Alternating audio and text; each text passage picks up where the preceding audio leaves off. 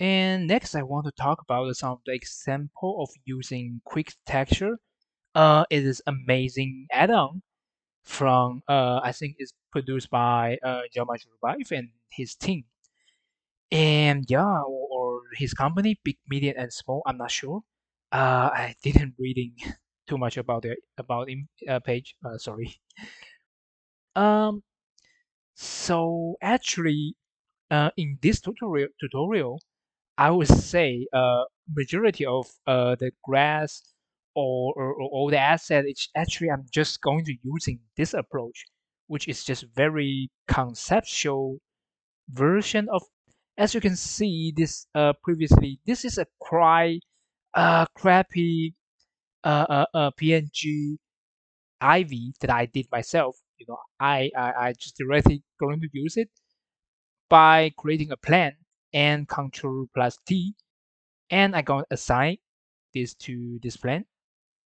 And yeah, and as you can see, it looks quite, it's pretty good actually. Now I can tweak it, go to edit mode to tweak it a little bit, and yeah, when I certify width, I can just right click other area.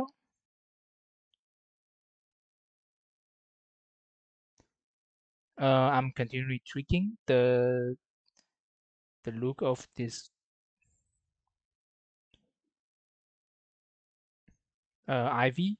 Is and when I satisfy, I can go to modifier and apply it. So now when I move this plan, the texture won't be moving. It could be moving along with it. And yeah, of course you can using a lot of great ivy generating plugin. Or I think maybe Blender had some kind of built-in plugin, but with this picture, actually it's just quite convenient for me because sometimes we just wanted to check it. We just want a quick look about when if we have ivy on our ruin building, what would look like, right? It just so I would say it's just very very convenient. Also, I will later on I will do creating quite a lot of this kind of 2D asset for you, and I think this is actually called projection mapping is actually existing in matte painting for long times. And yeah, when I'm moving along, I feel this is just simply just quite good effect. But of course, there's few things we need to be aware when we using this approach to creating some assets, such as we don't want a very strong lighting on it, which is we only want a very very diffuse lighting. So actually, I am tweaking the original photo a little bit to remove a lot of very strong highlight. And of course, it is 2D, so it's just quite sometimes it could be it's quite silly, you know, but sometimes it's pretty good. So it's really depending on what kind of situation would you need this kind of asset, 2D asset, and it could be also using for such as this fog. We can using fog. This is the fog eye paint with a brush set from Wojtek Fus, and I just directly using it. It is actually quite quite handy, I would say, because if you want to creating the volumetric fog, or you want to creating a fog setting in the blender, it sometimes could be quite heavy.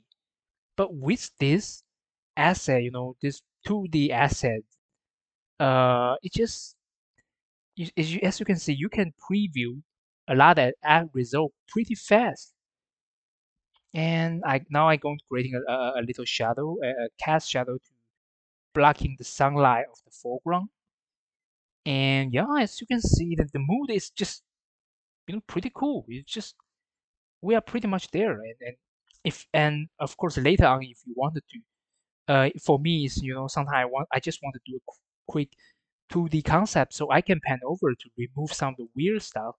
And of course, if you want to push further in the 3D, you can replace it with some of the really cool, awesome, nice quality 3D asset later. But to me, it's like when I do concept art, I really wanted to, get all the all the thing, lighting, composition, texture, all in once to help me to preview the result. And I feel like now I just want to using Boolean to adjusting the look of this ivy 2D ground plan, 2D plan, and I think this is pretty. I think this is pretty cool and it's pretty fast. Yeah, so I see you next chapter.